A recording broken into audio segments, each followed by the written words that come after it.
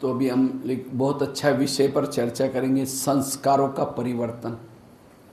जो कल की बाबा की भी अव्यक्त तो मुरली थी, बाबा ने कहा क्या करो, संस्कार परिवर्तन करो। तो हम अपने संस्कारों को परिवर्तन कैसे करें, इसके बारे में चर्चा करेंगे। वैसे तो ये संस्कार दो प्रकार के होते हैं, एक होता है आपस के संस्कार और दूसरा होता है खुद के संस्कार। तो अभी हम डीप में जो चर्चा करेंगे, खुद के अंदर के संस्कारों को कैसे बदलें, खुद के अंदर के संस्कार को हम कैसे बदलें। आपस के संस्कार क्या होता है, हमारा कोई मानता ही नहीं, हमने बहुत अच्छा करते तो भी कोई हमको तंग करता है, परेशान करता है, इसको कहते हैं आपस के संस्कार। आपस के संस्कार को टकराने से क्या होता है, संकल्प चलते हैं, विकल्प चलते हैं, हलचल में आ जाते हैं, योग नहीं लगता, परेशान हो जाते। तो हमें आपस के संस्कारों को मिलकर के चलने के लिए कल कई शाम के समय बातें कही थी। अपने कर्मों की खुई गति को याद रखो। आज कोई मेरे से टकरा रहा है, कुछ गलत कर रहा है, मैं तो अच्छा हूँ लेकिन तो भी टकरा रहे, ये मेरे पिछले जन्मों का कोई हिसाब किताब है। ये समझ करके शांत रहो, सहनशील बनो।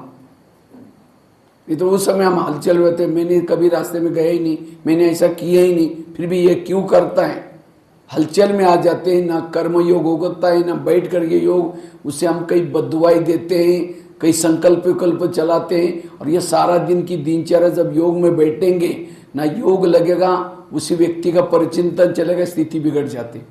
तो आपस के संस्कारों को ये करने के लिए कर्म गति को याद रखो, जो हुआ अच्छा हुआ। रोज ज्ञान योग पक्के करो, निगेटिव को क्या बना दो, पॉजिटिव। लेकिन आपस के खुद के संस्कार को हम कैसे परिवर्तन करें।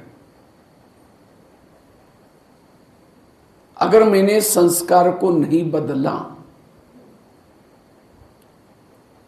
तो भविष्य में रोना पड़ेगा, पश्चाताप करना पड़ेगा। पहले तो चेक करो कि मेरे खुद के संस्कार क्या है, मेरे खुद के क्या संस्कार है। कैसे पता चलेगा मेरे क्या संस्कार है। हर एक को अपने अपने लाइफ में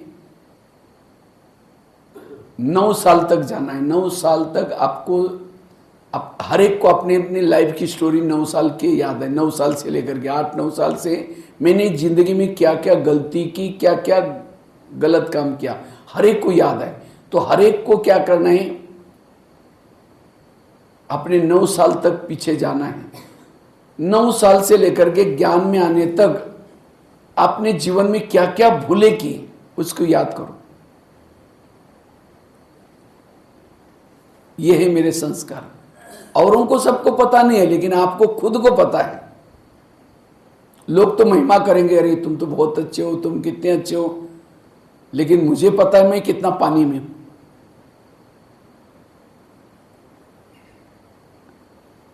इसलिए उस संस्कार को मुझे परिवर्तन करना है। उसके बाद हम ज्ञान में चले।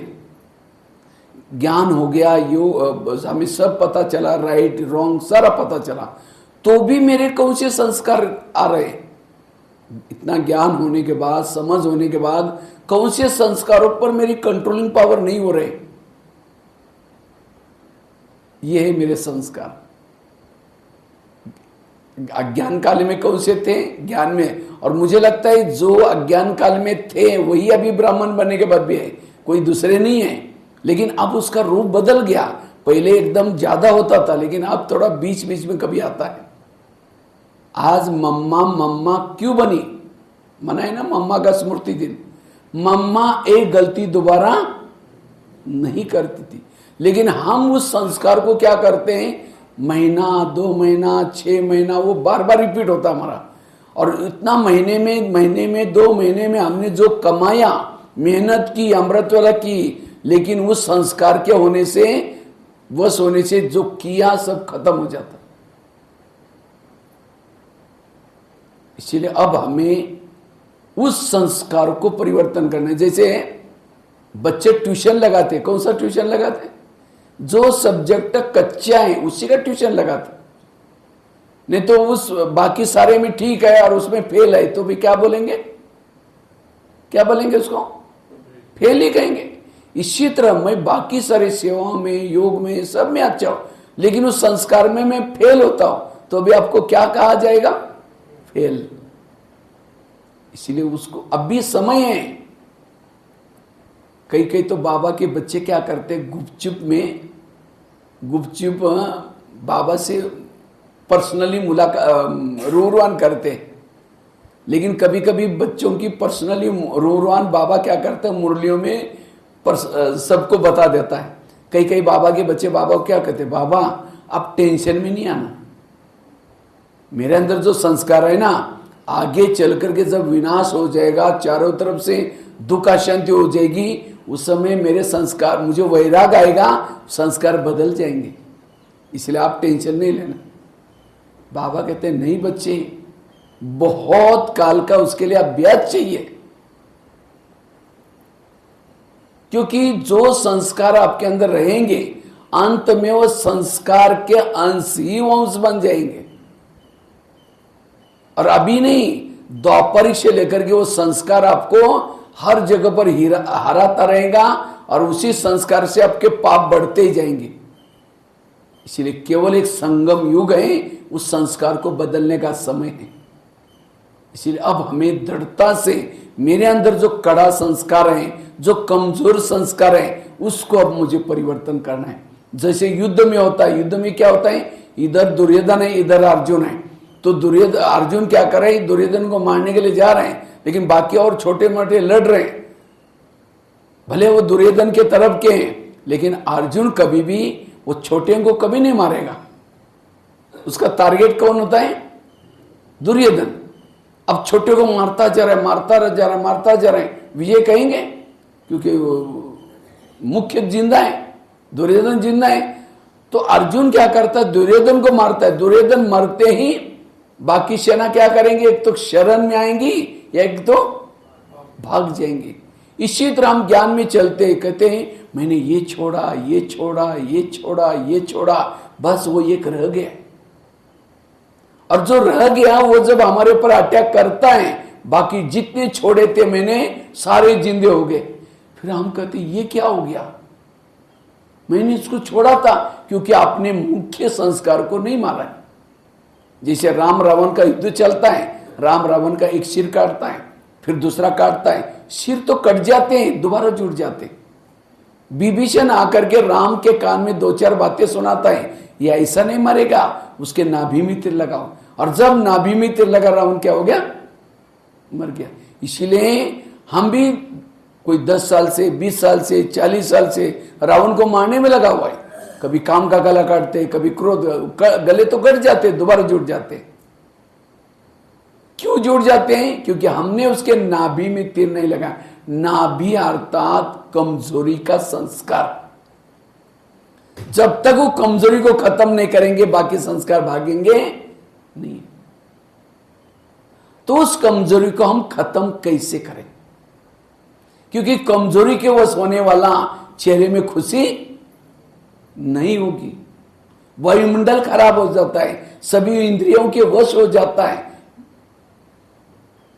की कमाई चट हो जाती है, योग नहीं लगेगा, कोई शक्तियां गुण नहीं होंगे। तो उस कमजोर संस्कार को हम परिवर्तन कैसे करें, खत्म कैसे करें, उसके लिए 6-7 युक्ति आपको सुनाता हूं। पहले तो कैसे ढूंढना है वो तो बताया, लेकिन अब उसको खत्म कैसे करना है। जैसे हॉस्पिटल में जाते हैं तो दवाई कौन सी लेते हैं, कौन सी दवाई लेते हैं? जो बीमारी है वही क्या करते हैं, दवाई लेते हैं। इसी तरह हमें भी उसी नॉलेज की जरूरत है जो मेरी बीमारी है। तो उस संस्कार को परिवर्तन करने के लिए सबसे पहली युक्ति है, अमृतवेला बाबा को सुनाओ। अमृतवेला क्या करना है, बाबा को सुनाना है। जैसे कोई हॉस्पिटल में पेशेंट बीमार है तो उस समय डॉक्टर आता है, जब डॉक्टर चक्कर लगाता है तो पेशेंट क्या करता है, उठ करके बैठता है, पता चलता है कि डॉक्टर आने का समय हो गया। अब डॉक्टर चक्कर लगा रहे हैं, पेशेंट आराम से सोया पड़ा हुआ है, चेकिंग नहीं होगी। अब जब चेकिंग वो उठाने की कोशिश करेगा तो भी नहीं उठा तो डॉक्टर चला जाएगा। तो उस पेशेंट को कहां लेके जाना पड़ेगा? उसके ऑफिस में। अब वो पेशेंट चल ही नहीं रहा, तकलीफ किसको होगी? उसी को ही होगी। तो इसलिए जिस समय डॉक्टर वार्ड में आता है, पेशेंट उठ करके अपनी सारी बीमारी सुनाता है। इसी तरह ये दुनिया भी एक हॉस्पिटल है, और इस हॉस्पिटल में 4 वार्ड बने, America ward, Africa ward, Europe ward, Asia ward. तो हम कौन से वार्ड में रहते हैं? एशिया। तो यहां डॉक्टर आने का टाइम क्या है? सवेरे 2 बजे से लेकर के 5 बजे तक चक्कर लगाता है। लेकिन हम उस समय बाबा चक्कर लगा रहे, उस समय सोए रहेंगे, चेकिंग होगी। इसलिए अमृत वेला पहले तो उठना है, और केवल उठना है नहीं, पेशेंट उठा हुआ है, उठ करके फिर भी आंखें बंद करके ऐसा बैठा तो भी चेकिंग नहीं होगी। अच्छा, कोई डॉक्टर क्या कर रहे हैं? चक्कर लगा रहे हैं और पेशेंट उसके आंखों की तरफ देख रहे हैं। डॉक्टर उसको आपको क्या हुआ? कुछ बोलता ही नहीं। अब कैसे तो ये मिलेगी? इसी तरह कई भाई बहने उठते हैं लेकिन कुछ बोलते ही नहीं है, ऐसे देखते रहते, फिर कहते बाबा मदद ही नहीं करता। इसीलिए अमृत वेला कोई भी प्रॉब्लम है सुनाओ। वो पेशेंट कहता है डॉक्टर जी मेरे को कल उल्टी हुआ, अच्छा क्या हुआ पूछता रहता है, और वो लिख करके लेता है। इसी तरह अमृत वेला उठने के बाद बाबा को कि बाबा कल आपकी मुरली भी सुनी थी, योग भी किया था, पता नहीं ये संस्कार के संकल्प चले, मेरे से ऐसा ऐसा हुआ, गुस्सा हुआ, ये हुआ, जो भी है सुनाओ। तो बाबा भी क्या करेगा? फिर बाबा भी आपको मधुवन से कोई ना कोई, जैसे वो डॉक्टर जाता है ऑफिस में और कुछ नर्स को या कंपाउंडर को भेज देता है, जाओ फलाने वार्ड में पेशेंट है उसकी दवाई दे के आओ। इसी तरह आप बाबा को सुनाएंगे तो बाबा भी मधुवन से किसी कंपाउंडर को भेज देगा या कोई ना कोई बहनों को भेज देगा, या मुरली के माध्यम से उस संस्कार की दवाई आपको मिल जाएगी। यही युक्ति। इसलिए कभी कभी मुरली में भी आता है, बच्चे सर्जन को अपनी बीमारी क्या करो, सच सच सुनाओ। एक भाई को जब हम ऐसे क्लास कर रहे थे तो एक भाई उठ करके क्वेश्चन किया, कहते भाई साहब बाबा तो भगवान है ना, तो बाबा को सुनाने की क्या जरूरत है? बाबा पता चलता ना बच्चा तो इस विकार के वश हो गया है कल, तो अपने आप दवाई क्यों नहीं देता? और डॉक्टर तो बीमारी के बारे में जानता है सब कुछ, लेकिन जब डॉक्टर के पास पेशेंट आता है, डॉक्टर पूछता है आपको क्या हुआ, उस समय पेशेंट थोड़ी बोलता आपको पता नहीं मेरे को क्या हुआ, देखो आप चेक करो दवाई दो, बोलते डॉक्टर को बोलना पड़ता है। जबकि डॉक्टर ने पूरा जीवन में स्टडी की है, बीमारी की सारी बातें जानता है, लेकिन पेशेंट को पूछता है आपको क्या हुआ, उस समय पेशेंट थोड़ी बोलता आपको पता नहीं मेरे क्या हुआ, देखो और चेक करो दवाई दे दो। इसी तरह बाबा भले भगवान है, बाबा सब कुछ जानता है, तो भी बाबा को सुनाना पड़ता है, तब उसकी दवाई मिलेगी। इसलिए अमृत वेला बाबा को सुनाओ।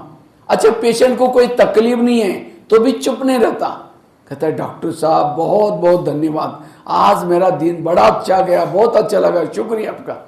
तो डॉक्टर को लगेगा वहां मेरा पेशेंट ठीक है, डॉक्टर को भी तसल्ली मिले। इसी तरह मुझे कोई विकार नहीं आया, संस्कार नहीं आया, तो भी चुप नहीं बैठो, कहते बाबा शुक्रिया, आज बहुत अच्छा दिन गया, बहुत अच्छा। तो बाबा को लगे हाँ आज ये बहुत अच्छा है। यही तो योग है। योग मतलब योग कई बोलते योग में क्या बोलना है, यही तो बोलना है, लेकिन हम चुप रहते, फिर नींद आएगी, क्या क्या हो जाएगा। इसीलिए बाबा को अमृत वेला सुनाना, यही पहली युक्ति। दूसरी युक्ति है, अगर उस कड़े संस्कार को, कमजोरी को खत्म करना है, उसके लिए मुरलियों की स्टडी करना। आज कईयों को कई क्वेश्चंस है, अगर किसी को क्वेश्चन है, कोई प्रॉब्लम है, इसका मतलब वो नॉलेजफुल आत्मा नहीं है, वो मुरलियों की स्टडी नहीं कर रहे। मुझे लगता है बाबा ने आज तक इतनी मुरलियां चलाई, हर विकारों के लिए मुरली चली है, काम की कई मुरलियां चली है, क्रोध के ऊपर कई मुरलियां चली है, हर संस्कार के लिए बाबा ने मुरली चली। लेकिन आज हमें वो खत्म क्यों नहीं हो रहा है? क्योंकि मुझे उसका नॉलेज नहीं है। एक सीडी में हमारा एक चित्र है, सीडी का चित्र में लास्ट में भिखारी सोया है और भिखारी के हाथ में कटोरा है और सिराने में क्या है, गीता का शास्त्र है सिराने में, और हाथ में कटोरा है। और हम किसका ये चित्र समझाते हैं, ये भारत का चित्र है।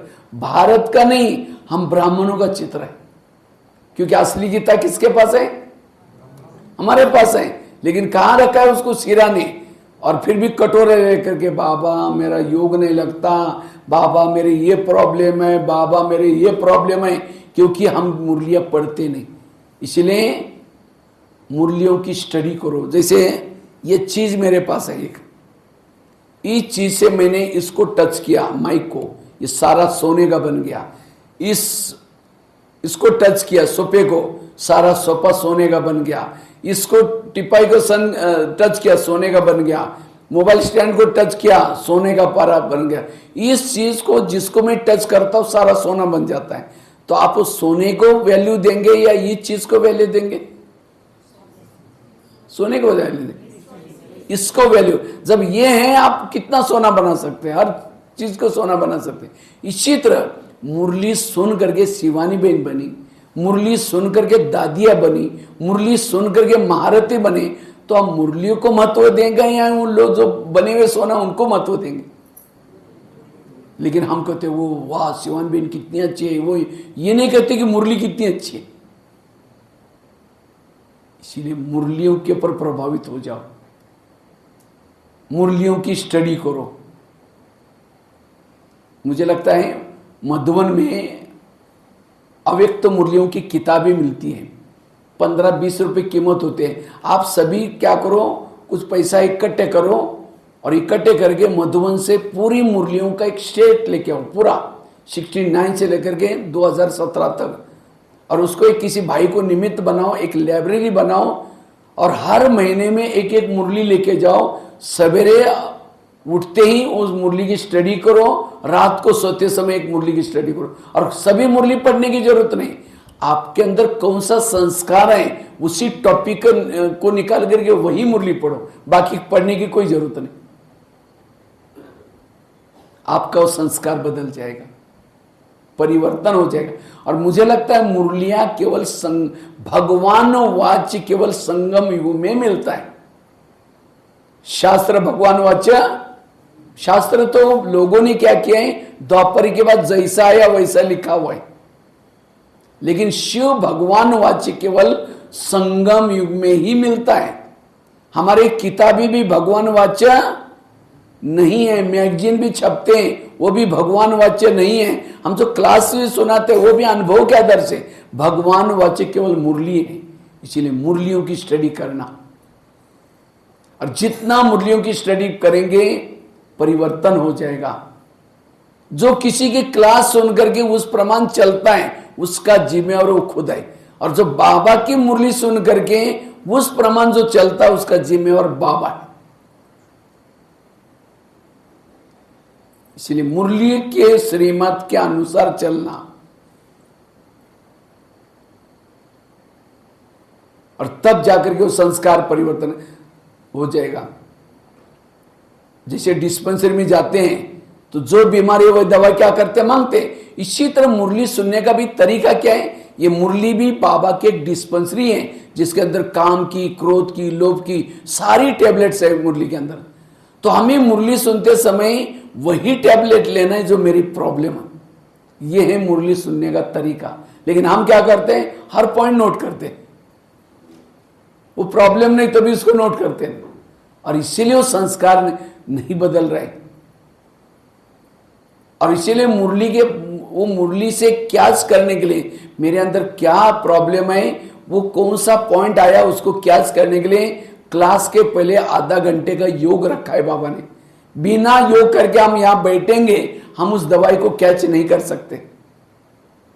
इसलिए क्लास के पहले आधा घंटा योग करके फिर एकदम एकाग्र होकर के बैठेंगे, तो आज मेरे सामने क्या प्रॉब्लम आने वाले हैं वो पहले आपको पता चलेगा। तीसरी बात है, अगर उस संस्कार को परिवर्तन करना है कमजोरी को परिवर्तन करना है, आप निमित्त आत्माओं को भी अपनी कमजोरी को सुनाओ। बहन जी या भाई जी, मेरे अंदर ये कमजोरी है, ये संस्कार नहीं बदल रहा, मैं क्या करूं। अब कई को लगता है हम बहनों को बोलेंगे तो बहनें हमको उस नजरों से देखना शुरू करेंगी। इसीलिए हम क्या करते, बहनें पूछते माता जी भाई जी कैसे हो, हाँ बहन जी बहुत अच्छे। वो संस्कार के वश हो रहे, विकार के वश हो रहे तो कहेंगे बहुत अच्छे। अगर उस कमजोरी को छिपाएंगे तो छिपाते छिपाते खुद भी छिप जाएंगे, ओम शांति हो जाएंगे। फिर कई कहते ये कुमारी इतनी अच्छी थी, कहाँ चली गई, क्यों गई, ये माता बड़ी अच्छी थी, गई क्यों गई, क्योंकि उसने कमजोरी को किसी को सुनाए नहीं, छिपाते छिपाते खत्म हो गई। इसलिए आज हमें कोई फोड़ा होता है, कोई शरीर की बीमारी होती है, छिपा को घूमते हैं, सबको कहेंगे मुझे यहाँ फोड़ा हुआ, मुझे ऐसा ऐसा हुआ। और भारत में तो जितने लोग उतने डॉक्टर हैं, कोई का पत्ता बांधो, कोई का तेल लगाओ, कोई का क्या करो। जब स्थूल बीमारी हम नहीं छिपाते हैं तो ये विकारों की बीमारी क्यों छिपाए। हर एक को किसी न किसी के बात की आइडिया होती है, इसलिए हमें संस्कार को छिपाना। आकर अपना नाम बताने की शर्म आते हैं, किसी और का नाम लो। किसी ने मुझे संस्कार के बारे में पूछा था, आपकी राय क्या है, नॉलेजफुल बनो, है आपका संस्कार, लेकिन बताने की शर्म आते, किसी और का नाम लो। चौथी युक्ति है, अगर संस्कार को परिवर्तन करना है, कमजोरी को खत्म करना है, उसके लिए उस संस्कार का भोजन नहीं तुम। वो कमजोरी एक्टिविटी में कब आते हैं, उसको कहीं ना कहीं भोजन मिल जाता है। समझो कोई बुजुर्ग व्यक्ति है, बहुत क्रोधी है, सबकी पिटाई करता है, लेकिन है बुजुर्ग, उठ नहीं सकता। अगर उस बुजुर्ग को रबड़ी खिलाएंगे, मलाई खिलाएंगे, अच्छी तरह माल पानी खिलाएंगे तो शरीर की ताकत आएगी, पिटाई करेगा। अगर उसको सिंपल भोजन खिलाएंगे, जीने जितना भोजन खिलाएंगे, तो वहां खटिया से आकर चिल्लाता रहेगा, मैं आकर के मारूंगा, मैं ये करूंगा। हमको पता है उठने वाला ही नहीं तो मारेगा कहां से। इसी तरह मेरे अंदर के संस्कार वो एक्टिविटी में कब आते हैं, उसको भोजन मिलता है। इसको मैं और खोल के बताता हूं। समझो किसी का काम विकार का संस्कार है, और ऐसी आत्मा मोबाइल में गलत चीजें देख रहे हैं, कोई मूवी देख रहे हैं, कोई फिल्में सुन रहे हैं, कोई फैशन कर रहे हैं, उस संस्कार को क्या दे रहे, वो भोजन दे रहे। और माया तो कहती है अच्छा तुम बीके बने ना, तुम तो थिएटर में नहीं आते ना, कोई बात नहीं। क्योंकि बाबा ने इन विकार पर जीत प्राप्त करने के लिए ब्राह्मणों के लिए कितने नियम और मर्यादा बना करके दी थी। नॉवेल्स नहीं पढ़ना, फिल्में नहीं देखना, फैशन नहीं करना, कितने सारे कायदे बनाए। लेकिन माया भी क्या करते, अपडेट हो रहे। आप तो थिएटर में जाने के लिए, फिल्म देखने के लिए वहां नहीं आ सकते, क्योंकि तुम्हारा ब्याज दे करके लोग कहेंगे अरे ओम शांति वाले। कोई बात नहीं, मैं तुम्हारे जेब में आती हूँ। इसीलिए अब माया ने ऐसा साधन बनाया, सबके जेब में, सबका जेब सिनेमा थिएटर बना हुआ। वो तो एक ही फिल्म थी, पैसा देकर देखना पड़ता था, लेकिन यहाँ फ्री में कोई भी भाषा वाली कुछ भी देखो। इसलिए सावधान रहना है। इस मोबाइल रूपी, मोबाइल एक चक्रव्यूह है। चक्रव्यूह अर्जुन के लिए नहीं रचा था, किसके लिए रचा था, अभिमन्यु के लिए। तो हमारी दादियां जो बड़े पहले जो ग्रुप चला गया वो सब अर्जुन थे, हम सभी कौन है, उनके पोतरे बच्चे हैं, तीसरी पीढ़ी है। तो हमारे लिए ये है, तो बड़ा सावधानी से इसको यूज करना है। आज कई क्या करते हैं, मुरली उसमें सुनते, सेंटर पर आते नहीं, कहते कि वहां जाने की जरूरत है। लेकिन अगर मुरली सुनते सुनते धीरे धीरे उसमें फंस जाएंगे। इसीलिए बाबा ने ये जो साधन बनाई, हाँ मजबूरी का है, वहां भले सुनो, लेकिन कितना भी दूर है यहां आकर के सुन के जाओ, या योग करके जाओ, संगठन में आओ, तो मुरली आपको फंसाएगी नहीं, वो मोबाइल आपको फंसाएगा नहीं। इसलिए हमें मोबाइल से सावधान। जब से मोबाइल निकला, कई हमारे कुमार चले गए अच्छे अच्छे, कई माताएं चली गई, कई कुमारियां चली गई। इसलिए उस चक्र से बचना, क्योंकि हमारे संस्कार तो बदले नहीं है। उस संस्कार को कोई कभी वायुमंडल मिल जाएगा। इसलिए संस्कार का भोजन नहीं देना। ये हो गए चौथी युक्ति। पांचवी युक्ति है, अगर उस संस्कार परिवर्तन शब्द गलत है। संस्कार कभी हमारे परिवर्तन नहीं होते। समझो कोई बिल में चूहा है, बिल्ली आई, चूहा अंदर चला गया, इसका मतलब खत्म नहीं हुआ, अंदर गया है। जैसी बिल्ली चली गई चूहे बाहर आ जाता है। इसी तरह मैंने अमृत वाला अच्छा किया, मेरा संस्कार दब गए, अंदर चले गए। जैसा मैंने 3-4 दिन अमृत वाला नहीं किया, वो संस्कार बाहर आ गया। इसको एक शब्द है संस्कार मर्ज और इमर्ज। सत्युग में भी हमारे संस्कार काम क्रोध के होते हैं, खत्म नहीं हुए, वो दबे हुए। क्यों? उस समय हमारी अवस्था आत्मिक स्थिति की पक्की है, वायुमंडल अच्छा है, खानपान अच्छा है, इसीलिए संस्कार दबे हुए। इसीलिए संस्कार मर्ज। बाबा कहते हैं तो इस विद्यालय की छुट्टी नहीं है, क्योंकि अंत तक हमें रोज पढ़ना है ताकि मेरे संस्कार दबे रहे।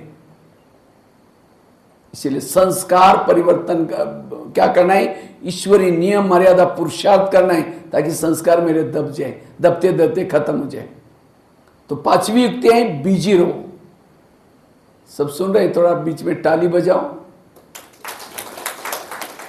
किसी किसी को माया क्या करे, सुला रहे, कहेंगे माउंट आबू से कल से भाई क्या क्या सुना रहे, मेरा राज ही खत्म हो जाएगा। इसीलिए माया आकर के क्या करते हैं, आलस और अलबेलापन की संजीवनी बूटी सुंगाते हैं। आलस आए तो ऐसे, अब जिसकी आंखें बंद है उसका कान भी बंद, अब जैसे थे वैसे रहेंगे। इसीलिए थोड़ा सावधान होकर के माया को भगाओ, थोड़ा सा सावधान होकर के सुनो, आंखें खोल के बातें सुनो। ठीक है? तो मैं बता रहा था पांचवी व्यक्ति बीजी रहो। जितना बीजी रहेंगे वो संस्कार दब जाएगा, मर्ज हो जाएगा। जैसे कोई पड़ोस ने आपके घर में आते, कब आते हैं? जब आप फ्री हैं। अब बिजी होंगे तो क्या करेगी? चक्कर लगाएगी, फिर आवाज लगाएगी, फिर जाएगी, फिर। इसी तरह माया भी हमारी मासी है, पड़ोसनी है। वो कब आते हैं? जब आप फ्री हैं। इसीलिए कहते हैं खाली मन शैतान का घर। अगर घर में फ्री है, सेंटर पर आओ, यहाँ तपस्या करो, योग करो। अगर नहीं आ सकते तो घर में अपना कुछ ना कुछ करते रहो, हमेशा बिजी रहो। जितना बिजी रहेंगे वो संस्कार क्या हो जाएगा? दब जाएगा, मर्ज हो जाएगा। इसलिए फ्री नहीं रखना। छठी युक्ति है आत्म अभिमानी स्थिति की तपस्या साधना। आज की में बार बार आत्मा सब, क्योंकि आत्म अभिमानी बनने से आत्मिक स्थिति से हमें अतीन्द्रिय सुख मिलता है। अब जिसको ऑलरेडी सुख मिल रहे हैं वो संस्कार के वश नहीं होगा। क्योंकि संस्कार के वश हम क्यों होते हैं? क्योंकि हमें सुख चाहिए। क्योंकि आत्मा के ओरिजिनल गुण क्या है? शांत स्वरूप, आनंद स्वरूप, शक्ति स्वरूप। जब आत्मा ही भूल गया तो शांति का अनुभव नहीं होता, सुख का अनुभव। तो आत्मा को लगता है मुझे सुख चाहिए, मुझे शांति चाहिए, और शांति सुख के लिए वो साधनों को यूज करते हैं, संस्कार के वश हो जाते हैं। इसलिए आत्म अभिमानी स्थिति में रहने से हमारे शरीर में व्योस फैलते हैं, इससे हमें अतीन्द्रिय सुख मिल जाता है। और जिसको अतीन्द्रिय सुख मिल जाता है वो संस्कार फीके हो जाते हैं। जब रोज आते हैं, अमृत वाला करते हैं, योग करते हैं, आत्मिक स्थिति बन जाते हैं। और जिसकी आत्मिक स्थिति है वो संस्कार के वश नहीं होगा। इसलिए आत्मिक स्थिति को बढ़ाना है निरंतर। आत्मा भी, जिस घर में लाइट है वहां भूत नहीं रहता। इसलिए आत्म अभिमानी बनना, आत्म अभिमानी बनने वालों को संस्कार कभी तंग नहीं करेंगे। इसलिए बार बार रोज बाबा कहते हैं आत्मा समझो, इसकी प्रैक्टिस करनी। ये छठी युक्ति। सातवीं युक्ति है श्रीमत का पालन करना। जितना श्रीमत प्रमाण चलेंगे उतना संस्कार क्या हो जाएगा? दब जाएगा। बाबा कहते हैं माया मेरी बेटी है और तुम मेरे कौन हो? कौन है? बच्चे हैं। हम माया के बच्चे हैं, बाबा के बच्चे हैं। माया हमारी कौन है? माया बाबा की बेटी है। तो माया और हमारा संबंध क्या हो गया? भाई बहन। कोई कोई बहन भाई को थप्पड़ मारते, कब मारते हैं? जब वो बाप का कहना नहीं मानता। इसी तरह हम भी बाबा के नियम को तोड़ देते हैं, माया बहन थप्पड़ मारती। तो जिस दिन माया बहन ने थप्पड़ मारी, गाल को पकड़ करके 3-4 दिन पीछे जाओ, मैंने जरूर कुछ नियमों का उल्लंघन किया। उसी दिन माया के सामने प्रतिज्ञा करो, माया सॉरी, मैंने नियम तोड़े थे, आज से मैं आपको वचन देता हूं ये मैं नियम कभी नहीं तोड़ूंगा। जब माया श्रीमत प्रमाण चलेंगे तो संस्कार क्यों आएगा? संस्कार आता है श्रीमत का उल्लंघन करने से। इसलिए हमें संस्कार को जीत प्राप्त करने के लिए श्रीमत पर चलने की भीषण प्रतिज्ञा लेनी है। चाहे कुछ भी हो जाए, हमें नियम प्रमाण चलना है, आलस अलबेलपन में नहीं आना है। यह है 7वीं युक्ति। 8वीं युक्ति है सवेरे सवेरे रोज 3 चीजें करो। अमृतवेला का योग अच्छा करो, क्लास के पहले आधा घंटा योग करो, और तीसरा मुरली रोज सुनना। ये 3 चीजें जो करता है सवेरे सवेरे उसकी आत्मिक स्थिति बन जाती है, मनोबल बढ़ जाता है और अतीन्द्रिय सुख मिलता है। वो कभी भी संस्कार के वश नहीं होता। तो अमृतवेला कौन कौन करता है? हाथ खड़ा करो। अच्छा, सब लोग करते हैं, लेकिन अमृतवेला का चुपचाप आपका कोई वीडियो बनाया जाए और उसी वीडियो को आपको सवेरे दिखाई जाए, ये आपका अमृतवेला का वीडियो, क्योंकि मेरा है। मैंने ऐसे किया था, दीवार के सारे बैठे, मुंह खुला, आंखें बंद है। 2 बार मच्छर अंदर भी गया और बाहर भी आया, पता भी नहीं चला। अगर ऐसा अमृतवेला करेंगे तो संस्कार कैसे बदलेंगे, आत्मिक स्थिति कैसी बनेगी? इसलिए आंखें खोल करके बैठो, और केवल खोल के भी नहीं। अब कोई मेहमान को घर में बुलाओ, मेहमान आने से पहले कुंडी लगा करके सो जाओ। आपने खुद उनको बुलाया था, लेकिन आने से पहले कुंडी लगा करके सो गए। वो बेल बजा रहे, घंटी बजा रहे, दरवाजा नहीं खोलो, उनको कैसा लगेगा? मैं 10 काम छोड़ के आया और इन्होंने दरवाजे बंद किया, वो चला जाएगा। फिर फोन करो, क्या बात आप आई नहीं? कह मैं आया था, बेल बजाई थी, घंटी बजाई थी, अपने दरवाजा नहीं खोला, इसलिए मैं चला गया। नहीं जरूर आओ, वापिस आ जाओ। फिर आधे रास्ते से वापिस आया, फिर कुंडी लगाई, बेल बजा रहा है, उसने सुना ही नहीं, चला जाएगा। फिर फोन करो, क्या बात आप आई नहीं? कह मैं दोबारा भी आया था, फिर भी अपने दरवाजे में जा रहा हूं। फिर फोन करो, नहीं आओ, कह कभी नहीं आऊंगा। इसी तरह अमृतवेला उठेंगे, बाबा को निमंत्रण देंगे, मीठे बाबा, प्यारे बाबा, आप आ जाओ, हम आपसे बातें करनी है। अब उसको तो बुलाया, दरवाजे खिड़की तेरे द्वार खड़ा भगवान, भगत भरले जोली भगत, ओम शांति हो गया। इसलिए आंखें खोल करके बैठो, और केवल खोल के भी नहीं, कोई मेहमान घर में बैठा है उसके चेहरे की तरफ देखते रहो। वो कह के फोन क्यों किया, क्यों बुलाया था? इसलिए कई भाई बहन क्या करते हैं, अमृतवेला उठ करके बाबा के फोटो की तरफ देखते रहेंगे, झूमते रहेंगे, फिर घड़ी में देंगे, अच्छा और 15 मिनट देखना, अच्छा और 5 मिनट। अब कोई घर में मेहमान बैठा है, उसके चेहरे की तरफ देखो, घड़ी की तरफ, उनको लगेगा ये मेरा जाने का इंतजार कर रहे, बार बार मुझे घड़ी दिखा रहे। कई बार मैं जब क्लास करा होता ना, कई माताएं धीरे से घड़ी की तरफ देखेगी, हम समझ गए इनकी बुद्धि यहाँ से निकली, सुना के फायदा क्या? अब उसकी बुद्धि यहाँ नहीं तो सुना के फायदा क्या? इसलिए अमृतवेला लगन में मगन होकर के बैठो। एक कुमारी ने मुझे क्वेश्चन पूछा, भाई साहब मैं अमृतवेला उठती हूँ लेकिन परम धाम में ऊपर नहीं जाती हूँ। हमने कहा क्यों? कहते उसी समय हमारे घर के ऊपर बहुत अंधेरा होता है। मैंने कहा अंधेरा होता है तो देखो ऊपर जाने का डर लग रहा है उसको। उसका शरीर घर में है, गेट को ताला लगा हुआ है, कुंडी भी बंद गया कमरे में भी, तो उसको परम धाम जाने की डर लग रहा है। मन बुद्धि जाती, आत्मा भी नहीं जाती, कोई भूत थोड़ी पकड़ेगा उसको। एक कुमार कहता है भाई साहब मैं अमृतवेला उठता ही नहीं। हमने कहा क्यों? कहता है नींद नहीं खुलती। हमने कहा अलार्म लगाया करो। कहता मैं 5 अलार्म लगाता हूं। तो फिर कहता है सुनाई नहीं पड़ता। हमने कहा क्यों? कहता मैं सोने के लिए परम धाम में जाता हूं और अलार्म तो यहां बजता है धरती पर, इसीलिए सुनाई नहीं पड़ता। देखो कैसे कैसे क्वेश्चन पूछते हैं। कई तो क्या करेंगे, मैं आत्मा हूं, शांत स्वरूप हूं, शक्ति स्वरूप हूं, अब जा रही चांद सूरज तारांगन के पार। अब तारांगन के पार जाकर कोई नींद करेगा, हड्डी गुड्डी टूट जाएगी नीचे गिरने से। इसलिए अटेंशन से योग में बैठना। बाबा कहते हैं रोज मैं तुम्हारे घर में आता हूं। बाबा आपके घर में आता पता चलता है? बाबा को देखने के लिए होश में बैठना। कोई शराबी शराब पी करके गटर में पड़ा है, कोई कहे कि 10 रुपए ले लो घर में जाकर सो जाओ, क्या कहता है? मैं राजा हूं, मुझे कुछ नहीं चाहिए। इसी तरह अमृतवेला बाबा वरदानों का झोला लेके आता है, हर एक के घर में आता है। जो बीके है वहां सबके पास आता है। पूछता है बच्चे कुछ चाहिए, लेकिन हम कुछ नहीं चाहिए मैं राजा हूं। कहीं तो दिन में झूमते अमृतुल्ला, पता नहीं क्या होता होगा। इसलिए अमृतुल्ला, किसी के चेहरे पर मेकअप हो रहे हैं, वो झुटका लगा दे, यहाँ का मेकअप यहाँ पहुंचेगा।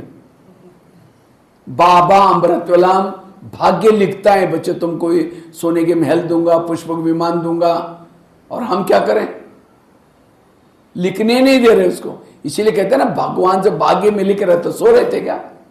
उसको तो धन्यवाद दो, इतना दूर से बाबा आए, बाबा आप आए, चारों तरफ से लोग सोए, किसी को आपने उठाया नहीं, मुझे उठा करके मेरा भाग्य, उसको शुक्रिया तो करो। ट्रेन जा रहे, चाय वाला चाय जाके नींद करता है। इसलिए अमृत वाला अटेंशन से बैठना, अमृत वाला अच्छी करना। दूसरा, क्लास के पहले आधा घंटा, अब खेती में धान बोना है, अभी धान बोने से पहले क्या करेंगे, हल चलाएंगे, पानी ये करेंगे, खेती को तैयार करेंगे, बाद में क्या करेंगे, धान बोएंगे। इसी तरह ज्ञान का बीज डालना है, उसके पहले हमें आ करके आधा घंटा हल चलाना है, फिर बाद में बीज डालना है, फिर सारा दिन में उसको स्मृति का पानी देना है। बाबा ने आज मुरली में क्या बोला था, क्या 5-6 बार पानी देना है, तब फसल के बीज आएंगे, तब वो धारणा में आएगा। लेकिन हम ना हाल चलाते ना, बिना हाल चलाते डाल देते हैं। शाम को पूछे कि आज की मुरली क्या थी, बड़ी अच्छी थी, वरदान क्या बहुत अच्छा था, एक पॉइंट तो बता बहुत अच्छा, दिमाग से खिसक गया, क्यों, रुकी सुखी खेती में डाला, चिड़िया खा लिया। इसलिए क्लास के पहले हर एक को आधा घंटा योग करना जरूरी, क्योंकि संगठन का योग कब मिलता है आपको, कब मिलता है, क्लास के पहले। सेंटर का वायुमंडल पावरफुल बनाना है, क्लास के पहले योग करना बहुत जरूरी। तो सबको आधा घंटा योग करना है, और उसके बाद मुरली। और मुरली तो देखो आज उनके ना मैं 15-20 मिनट में पूरा हो जाते हैं, लेकिन क्लास के पहले योग इंपॉर्टेंट है। मुरली तो 1 घंटा तक क्या क्या क्या चलाते रहते हैं, लेकिन योग बोले तो भाग जाएंगे। इसलिए योग बड़ा जरूरी। कभी आप लोग एक रजिस्टर रखो, अभी कौन सा महीना चल रहा है, अभी जुलाई आने वाला है, जुलाई से लेकर के अगले शिवरात्रि तक आप क्या करो, एक बाहर रजिस्टर रखो, और हर एक को अपना वहां घड़ी रखो, और आते हैं नोंद करो कि मैं कितना बजे पहुंचा हूं। जो यहाँ कितना योग कितना बजे चलता है, 6 बजे। जो 6 बजे आएगा फर्स्ट नंबर में, 6:15 बजे आएगा सेकंड नंबर में, 6:30 तक आएगा थर्ड नंबर में, उसके बाद आया राम गया राम, उसको कोई लेना देना नहीं। और जो 6 बजे तक पहले आते हैं उनको फर्स्ट नंबर, उनको शिवरात्रि में स्पेशल गिफ्ट दे देना, उनका सम्मान करना हो सकता है। और उसके लिए कोई बहाना नहीं बनाना। बाबा ने इस सीजन में कहा कि कारणों के निवारण करो, समस्याओं का समाधान करो। तो हर एक को क्लास के पहले योग जरूर करना है, क्योंकि बिना योग करके मुरली सुनते हैं, मुरली का कोई असर नहीं है, धारणा में नहीं आती। और तीसरी बात, मुरली कहाँ सुननी है, सेंटर पर। आज कईयों को ऑनलाइन में सुनने की माया लगी, जो ऑनलाइन में सुनेंगे उनकी पूजा भी ऑनलाइन से हो जाएगी, उसके भगत ऑनलाइन में पूजा करेंगे। और ऑनलाइन वाली पूजा कब होते हैं, कोरोना काल के बाद ही। और सम्मुख आएंगे, यहां शिक्षा लेंगे, उनकी पूजा दोपहर से शुरू हो जाएगी। और ऑनलाइन से कोई लड्डू चढ़ाएगा, कहां खुशबू आएगी, वर्षा भी ऑनलाइन वाला ही मिल जाएगा। इसीलिए यहां आकर के पढ़ना। एक बार दादियों को पूछा था बाबा ने, बाबा त्रेतायुग वालों के लिए पढ़ाई का प्रबंध आप क्या करेंगे, इसके लिए मधुबन में इतने बड़े बड़े हॉल बनाने पड़ेंगे। बाबा ने कहा कि नहीं बच्चे, 9 लाख रेगुलर स्टूडेंट बनाओ, त्रेतायुग का प्रबंध मैं आगे चल करके करूंगा। और अब बाबा ने क्या किया, peace of mind TV, Facebook, ये सब चालू किया। किसके लिए, त्रेतायुग वालों के लिए। तो त्रेता में जाना है, सतयुग में जाना है, सतयुग में जाना है, पढ़ाई यहां पढ़नी है। एक ये था, एकलव्य था, गुरु द्रोणाचार्य के पास गया, कहते मुझे नंबर 1 चाहिए, मैं अर्जुन से होशियार हो गया। कहते तुम्हारा गुरु कौन है, कहता आप ही मेरे गुरु। अरे तुम मेरे पास कभी आए नहीं, चलो मैं दिखाता हूं। तो जंगल में लेके गए, एक पुतला दिखाया, और पुतले के सामने देखो आपका पुतला में यही शिक्षा ली, तो भी उसको नंबर 1 नहीं दिया। नंबर 1 किसको दिया, अर्जुन सामने सिखाता, वो पुतले के सामने सिखाता। इसी तरह ये फेसबुक, व्हाट्सएप, यूट्यूब, ये भी पुतला है, उसके सामने बैठ करके शिवानी बहन के क्लासेस, महारथी के क्लासेस सुन करके होशियार तो बनेंगे, नंबर 1 नहीं जाएंगे। नंबर 1 बनना है तो यहां समूह का करके मुरली सुनना। और जो ये 3 चीजें करता है उसका सवेरे सवेरे आत्मिक स्थिति बन जाते हैं, मनोबल बढ़ जाता है, सारा दिन कोई संस्कार उसके ऊपर नहीं आते करें, ना आपस के संस्कार ना खुद के संस्कार। ये है युक्ति। ये 3 चीजें आज हमने इसके ऊपर ही ध्यान दिया ज्यादा, इसलिए हमें 3 उसके लिए चाहे कुछ भी हो जाए, चाहे कितना भी लौकिक कारोबार या कुछ भी हो, ये मेरी असली कमाई है, ये मेरे साथ में जाने, कितना 1-1.5 घंटे की बात है, भले सारा दिन वो करो, लेकिन ये हमें करना जरूरी है। चाहे घर में मेहमान आए, चाहे कुछ भी हो जाए। मेहमान को कहो कि मेरा एक दूसरा मेहमान आया है, 5000 साल के बाद आता है, उसको मुझे मिलने के लिए जाना है, भले आपको भी मिला तो चलो इसको भी लेके आओ यहाँ। ये है पक्का परवाना, बाबा ने कहा ना परवाना, परवाना अर्थात फिदा होने वाला, नियम प्रमाण चलने वाला। नहीं तो थोड़ा मेहमान आया, थोड़ा खेती का काम हो गया, वो खेती तो जन्म जन्मांतर करते गए, ये खेती का बारिश तो केवल संगम युग में होती है, 5000 साल फिर रुका सुखा रहना पड़ेगा। इसलिए हमें ये निश्चय चाहिए। ये 3 चीजें, कितनी बातें हो गई? संस्कार को परिवर्तन करने की पहली बात बताई, अमृत वाले बाबा को सुनाना। दूसरी कौन सी बताई? मुरली से श्रेणी। तीसरी नियमित आत्मा को बताना। चौथी संस्कार का भोजन नहीं देना। 5वीं बीजे रहना। 6ठी आत्माभिमानी स्थिति की तपस्या। 7वीं श्रीमत का पालन। 8वीं अमृत वाला क्लास के पहले योग और तीसरा मुरली, इसके पर ध्यान। और 9वीं युक्ति है सोमानों के अभ्यास।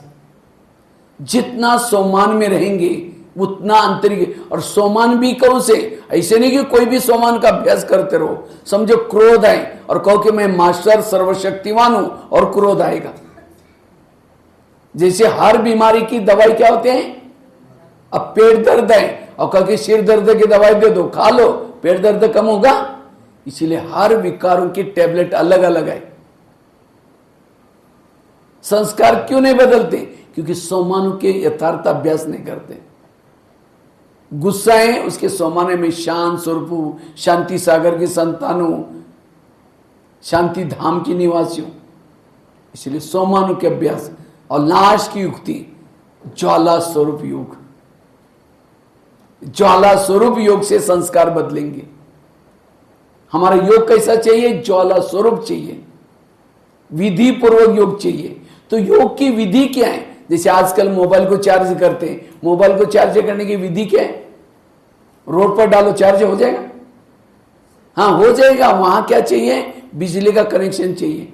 इसी तरह शरीर हमारा मोबाइल है, मोबाइल चार्ज नहीं होता, बैटरी चार्ज होते। शरीर हमारा मोबाइल है, आत्मा उसकी बैटरी है। बाबा ने जगह जगह पर प्लग के पॉइंट बनाए। ये सेंटर्स क्या है? प्लग है। पालमपुर में प्लग बनाए, यहां बनाए, कंगड़ा बनाए, हर जगह पर जो आत्मा की बैटरी चार्ज करने का प्लान। तो हमें अपने मोबाइल को प्लग के पास लाना जरूरी है, सेंटर पर लाना जरूरी है।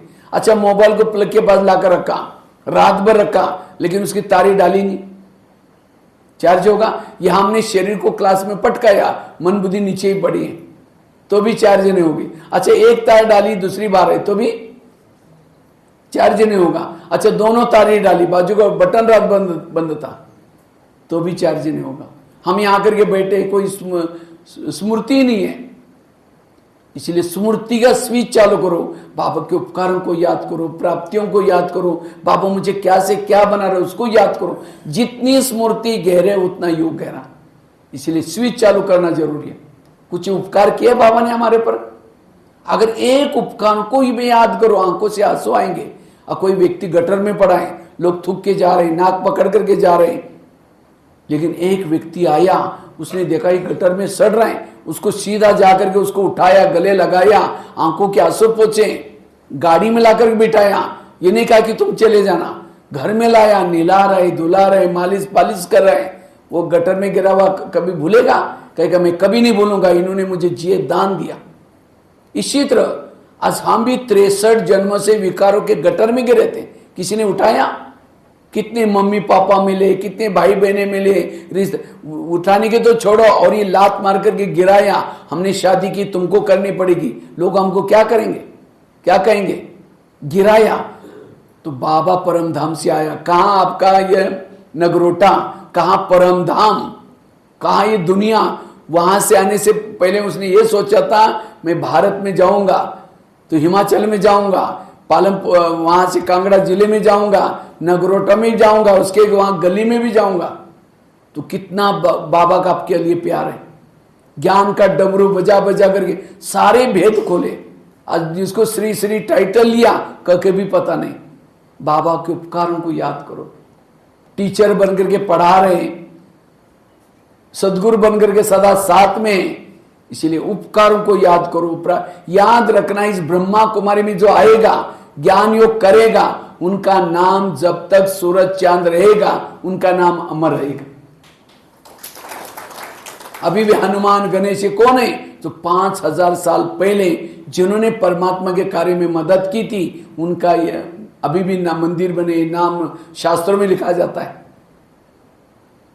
और इस विद्यालय में जो आएगा भले फेल भी हो जाएगा तो भी सत्युग में जाएगा। कृष्ण अर्जुन को कहता है, ये पार्थ, ये युद्ध करते करते भागो मत, युद्ध करते करते तुम हार भी जाओगे तो भी स्वर्ग में जाओगे, अगर जीत जाओगे तो ऊंचा पद मिलेगा। इसी तरह ये ज्ञान योग करते करते अगर कोई संस्कार के वश भी हो गए, छोड़ो नहीं, आते रहो, युद्ध करते रहो, अंत तक हमें युद्ध में भाग लेना है, रोज आना है, मुरली सुननी है। तो भी कोई संस्कार के वश हो गए कोई बात नहीं, कब से हम त्रेता में तो आएंगे, अगर जीत जाओगे तो पद ऊंचा मिलेगा। इसलिए युद्ध का कोई छोड़ना नहीं है। ये युद्ध में भाग लेने वालों का शास्त्र बन जाते हैं, ग्रंथ बन जाते हैं, मूर्तियां बन जाते हैं। इसलिए हमें छोड़ना नहीं है संस्कार के ऊपर। इसलिए ज्वाला स्विच चालू, अच्छा स्विच चालू किया, तारे डाली, लेकिन कभी तार प्लग में डाल रहे फिर निकाल रहे, डाल रहे निकाल रहे, तो क्या मोबाइल चार्ज होगा? इसी तरह हम भी क्या करते हैं, यहाँ आते हैं, यहाँ करके योग करते, कभी मन बुद्धि बाबा में लगाते, कभी निकालते, कभी लगाते हैं। कैसे? समझो कोई माता योग लगाने के लिए आ रहे हैं, आते आते रास्ते में देखा बहुत अच्छी सब्जी है, आज दोपहर को इसकी सब्जी बना लेते हैं। पहले सोचे कि जाकर योग करेंगे, मुरली सुनेंगे, जाते समय लेके जाएंगे, यहाँ करके बैठे, लाल लाइट चल रहा है, गीत बज रहे हैं, शुरू करके मैं आत्मा हूँ, शांत स्वरूप हूँ, शक्ति स्वरूप हूँ। फिर सोचे अरे झोला तो ला ही नहीं, अब सब्जी कैसे लेके जाए? चलो ठीक है, उसके पास प्लास्टिक का झोला तो हो गए, मैं आत्मा हूँ, शांत स्वरूप, तार डाल रहे निकाल रहे। फिर कहेंगे घर में तो मेहमान आने वाला था, तो मैंने सोचा था उसके लिए छोले बनाए, चने बनाए, लेकिन रात को तो भिगो ही नहीं, चलो छोले कुछ और बना देते, मैं आत्मा हूँ, शांत स्वरूप हूँ, शक्ति स्वरूप हूँ। फिर कहेंगे यार गैस के ऊपर जो दूध गर्म रखा था शायद उसको मैंने कम किया या बंद किया, कम किया बंद किया। फिर से सोचेगा कोई बात नहीं, कोई बुझा देगा, थोड़ा डांट मिलेगी, मैं आत्मा हूँ। लाल लाइट की सफेद लाइट होगी, योग का टाइम, सामने वाला बैठने वाला सोचा वाह इन्होंने आधा घंटा योग किया, लेकिन इनका योग कहाँ लगा है? वो छोले वाला योग या सब्जी वाला योग, बाबा वाला योग नहीं था। अगर ऐसा योग करेंगे आत्मिक स्थिति कैसी बनेगी, बैटरी चार्ज कैसी होगी, तो कैसे संस्कार बदलेंगे? तो संस्कार बदलने के लिए विधि पूर्वक योग चाहिए, और योग की विधि है ये मोबाइल। कई तो सोचते हैं जब योग करते ना मेरी आत्मा परमधाम में जाती ही नहीं। योग में कभी भी आत्मा परमधाम में नहीं जाती, याद रखना। मोबाइल का बात सुना रहा था, दोनों तारे डाली, स्विच चालू किया, मोबाइल को प्लग के पास लाकर रखा, मोबाइल चार्जिंग चालू हो गया। जैसे मोबाइल चार्जिंग चालू हो गया तो बैटरी निकल करके प्लग में घुसने के लिए गई। बैटरी कहाँ रहते हैं? मोबाइल में। इसी तरह हम योग लगाते समय कोई आत्मा निकल करके ऊपर नहीं जाती, मन बुद्धि जाती है, मन बुद्धि जाते हैं।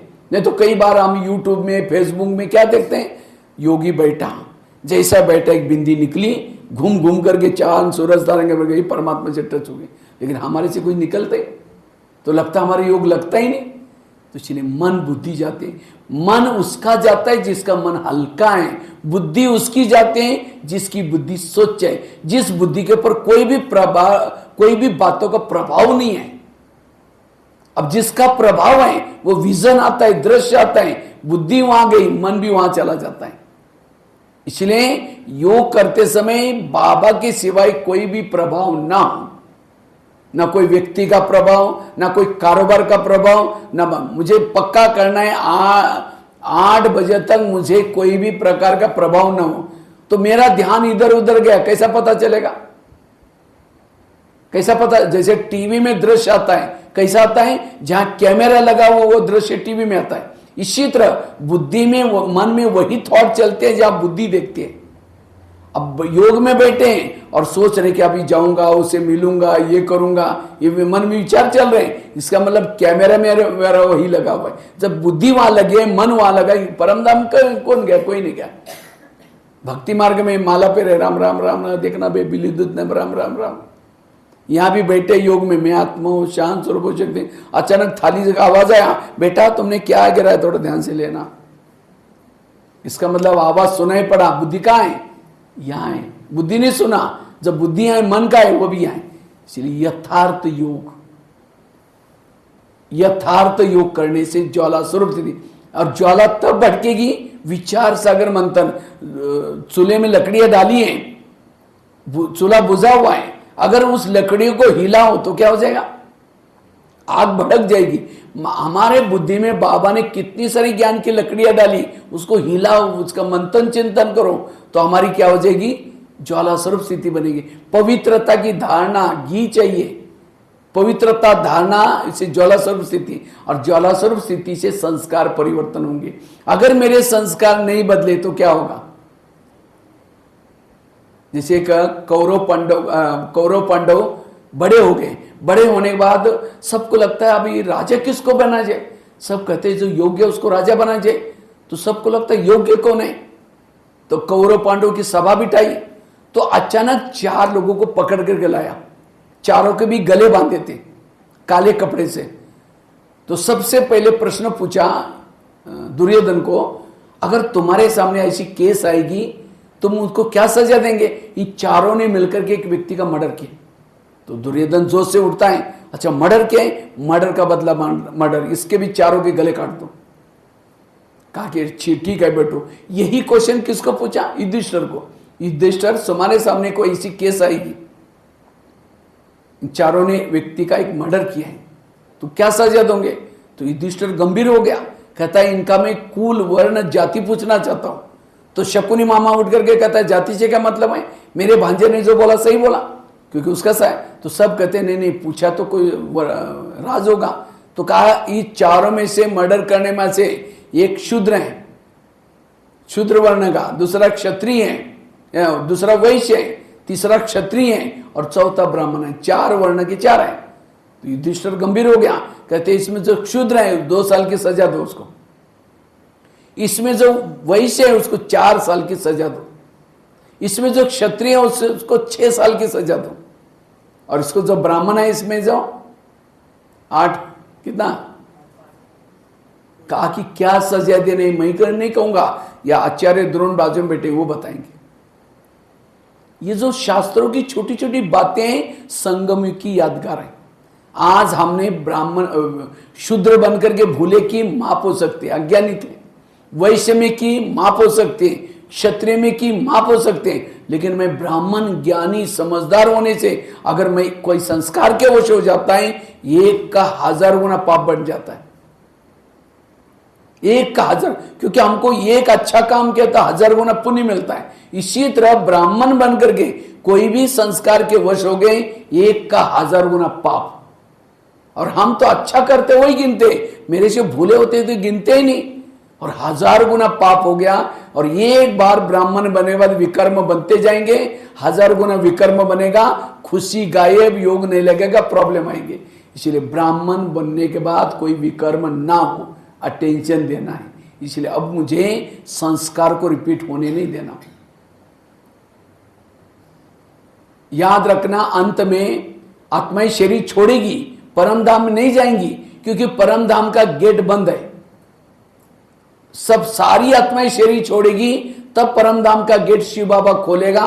पहले शिव बाबा जाएगा, उसके बाद ब्रह्मा सरस्वती जाएगी, और उसके बाद फिर अष्टरत्न जाएंगे, 16,108 जाएंगे, फिर 9 लाख जाएंगे, उसके बाद फिर धर्मात्मा जाएंगे, नंबरवार बैठेगी। समझो विनाश हो गया, आत्मा शरीर छोड़ेगी।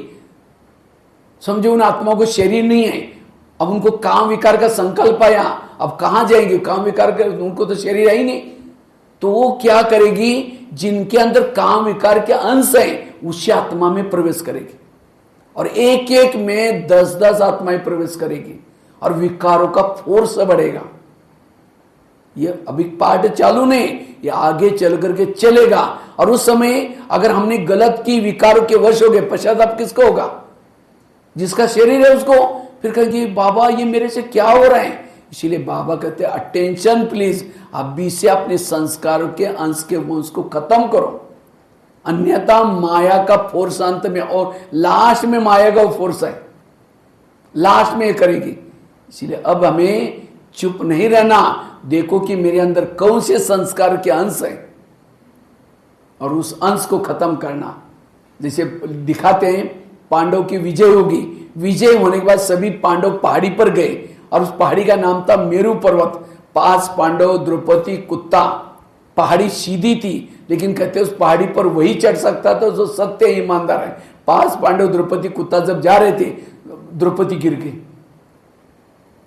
जब गिर गई तो पांडव तो जा रहे थे, अचानक भीम की नजर गई, अरे द्रौपदी आई नहीं, तो जिस रास्ते से जा रहे थे वापिस आए, तो एक जगह पर द्रौपदी गिरी थी।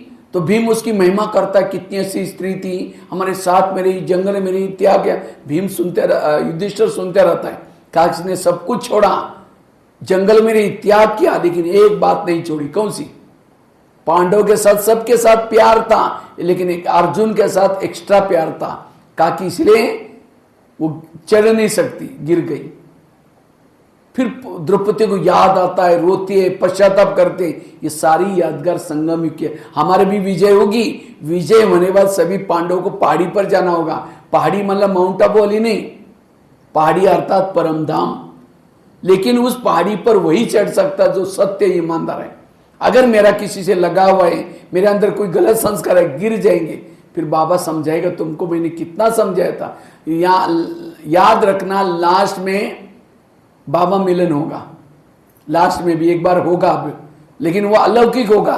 जैसे मधुबनी में बाबा मिलते थे, बीच में डायमंड ओम शांति भवन में बाबा बैठते थे, दादियाँ बैठती थी, टीचर बहनें, जोन इंचार्ज बैठती थी, एक एक भाई बहने क्रॉस करते थे। लास्ट में भी ऐसा होगा, लेकिन 2 स्क्रीन चलेगी। एक चलेगी मैंने ब्राह्मण बनने के बाद कौन कौन गलतियां की, क्या किस किस संस्कार के वश हो गए, उसके फोटो और वीडियो स्क्रीन में चलेंगे। भले आपको पता नहीं है, भले हमको लगे कि मैंने अकेले देखा है, बाबा को पता नहीं, बाबा के पास सारे फोटो पहुंच देते। और दूसरा, ब्राह्मण बनने के बाद बाबा हमको क्या बनाने वाला था, उसकी हर जन्म की रील, इस जन्म में राजा, इस जन्म में क्या, लेकिन बाबा दिखाएगा तुमने ये गलत काम किया, तुम ये पद लेने के लायक हो, ये तुम्हारा ये कैंसिल हो गया, तुम दास-दासी बनना। कितना पश्चात, अरे छोटी सी भूल के लिए मेरा ये पद कैंसिल हो गया, दासी बनना पड़ा। जैसे बच्चों का रिजल्ट आता है तो बच्चे कितना रोते हैं, कई तो सुसाइड भी करते हैं, लेकिन जो हो गया हो गया। तो लास्ट में अज्ञानी लोग तो रोएंगे, अरे हमारा पास था, बहनें बुलाती थी, हम गए नहीं, वो तो रोएंगे, लेकिन हम भी रोएंगे, मैंने थोड़ी सी बात के लिए मेरा पद गया। इसलिए संस्कार परिवर्तन करना जरूरी है। इसलिए संस्कार परिवर्तन, अब हमें संस्कार को रिपीट नहीं होने देना है। आगे चला, नकुल गिर गया। नकुल क्यों गिर गया? बुद्धि का अभिमान था। आगे गया सहदेव गिर गया, सहयोग करने का अभिमान था। आगे गया भीम गिर गया, गदा युद्ध का अभिमान था। आगे गया अर्जुन गिर गया, तीर चलाने का अभिमान था। आगे गया केवल युधिष्ठिर जीत गया। युधिष्ठिर क्यों जीता? कुत्ते ने उसको मदद की। कुत्ता मतलब प्रैक्टिकल कोई कुत्ता नहीं, उसके अंदर ईमानदारी थी। जितना कौरव का पक्ष लेता था, पांडव का पक्ष समान रहता था, उसके लिए दोनों भी प्यारे थे। युद्ध में स्थिर था। ये सारी यादगार बुद्धि का, आज मेरी बुद्धि कहाँ है? बुद्धि बाबा ने दी है, बाबा की बुद्धि है, मेरा कुछ नहीं है। नहीं तो कोई को लगता है मेरे कारण ये हुआ, मेरे कारण कुछ भी नहीं। सहयोग करने का, किसी को लगता है मैं अगर सहयोग ना देता तो सेंटर ना बनता, मैं ना करता तो ये ना होता, कार्यक्रम ना होता। अरे मैं तो कुछ नहीं कराने वाला, हमेशा मम्मा कहती थी हुक्म ही हुक्म करा दे, कर रहे चला रहे, हुक्म ही हुक्म चला रहे, कराने वाला करा रहे, मैं तो एक निमित्त हूं। कोई भी प्रकार का अभिमान ना हो, अभिमान के संस्कार। साथ में आगे गया, क्यों जीत गया? क्योंकि उसके पास अभी भी हमने बाबा को नहीं समझा है, बाबा को पहचाना ही नहीं है। जैसे महाभारत में कृष्ण को पहचाना ही नहीं था कि कृष्ण हमको मदद कर रहे हैं, उसके कारण विजय हो रहे हैं। लास्ट के घटना में सुना करके पूरा करता हूं। कौरव पांडव का युद्ध होने वाला था। जब युद्ध होने वाला था, एक बार्बरिक था। बार्बरिक कौन था? भीम का पोत्रा, घटोत्कच का बच्चा। उसको पता चला युद्ध होने वाला है, तो वो कहता है मैं भी युद्ध में जाऊंगा, लेकिन मैं उसके साथ युद्ध करूंगा जो कमजोर है। कि उसको एक देवी को वरदान था, अगर तुम कमजोर पक्ष के तरफ युद्ध करोगे तुम्हारी अनेक गुना ताकत बढ़ जाएगी, तुमको कोई हरा नहीं सकेगा। तो कमजोर कौन था? कौरव, क्योंकि पांडव के साथ कृष्ण था। तो जा रहा था, कृष्ण को पता चला ये युद्ध करने के लिए आ रहे हैं, अगर ये आएगा तो ना ये जीतेंगे ना ये जीतेंगे। तो कृष्ण क्या करता है, अपना ब्राह्मण वेश धारण करके एक पेड़ के नीचे उसके रास्ते में बैठ जाता है। तो वो कहता है कि हे राजन, तुम युद्ध करने के लिए जा रहे हैं तो मुझे कुछ दान पुण्य करके जाओ ब्राह्मण को। तो उसको लगता है ब्राह्मण क्या मांगेगा, गाय मांगेगा, जमीन मांगेगा।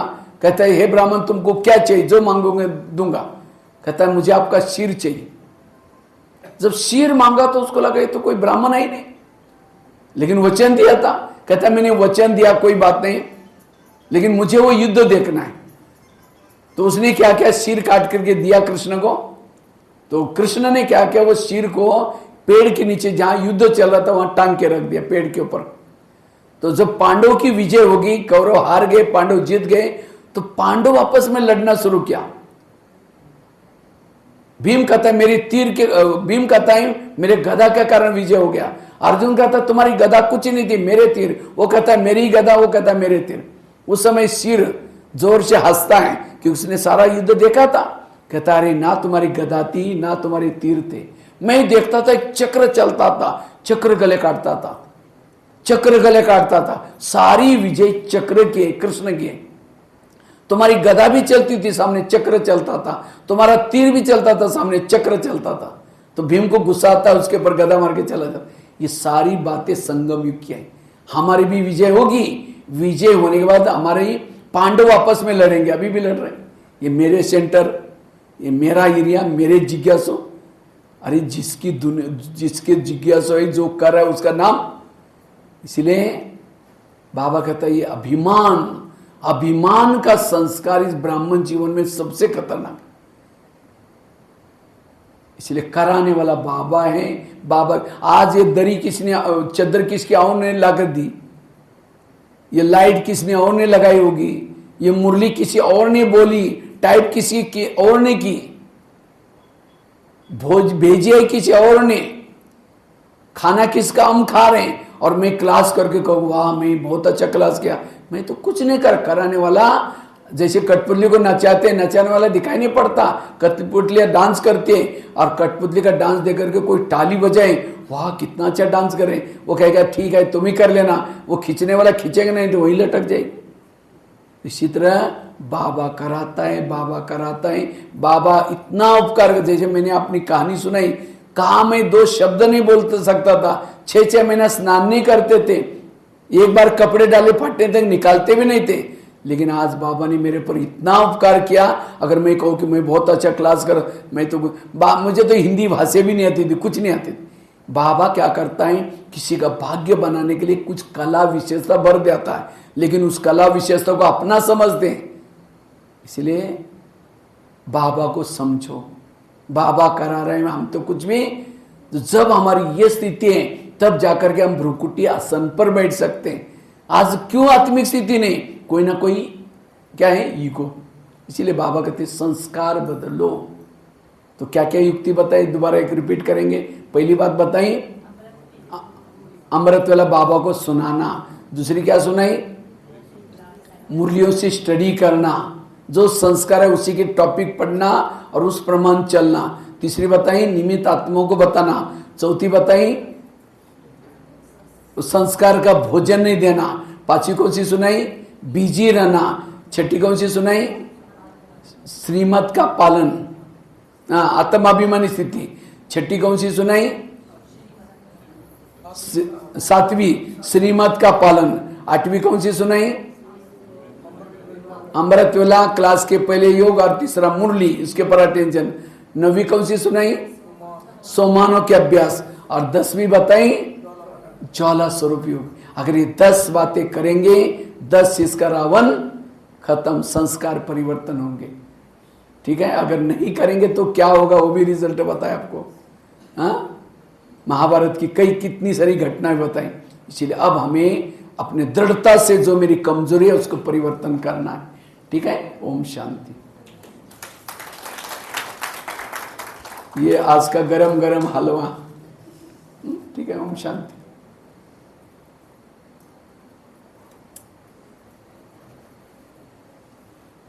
जैसे कल भी बाबा ने कहा ना, बाबा से प्यार है तो क्या करो संस्कार बदलो। मुझे लगता है पिछले मुरली में भी यही कहा था। ओम शांति।